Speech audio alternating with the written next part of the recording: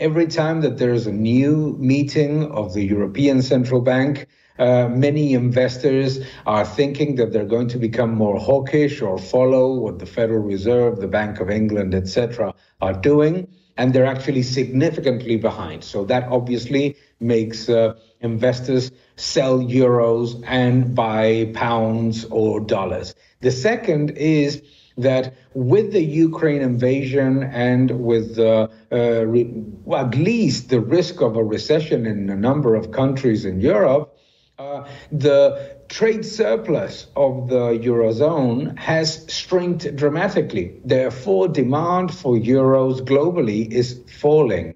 And these two elements, which mean more supply of euros and lower demand, lead investors to be more cautious about the value of the euro relative to the US dollar and other reserve currencies. How big a problem is this for the European economy?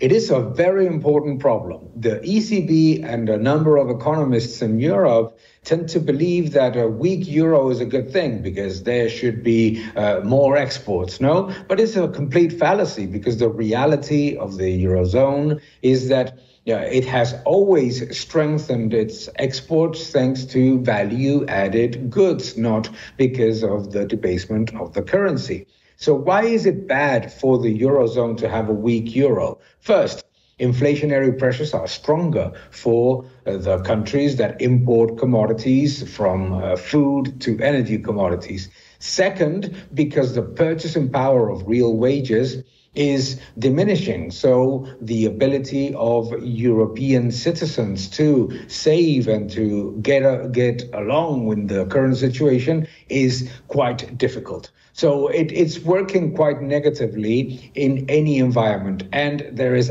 absolutely no evidence that a weak euro would boost exports, none at all.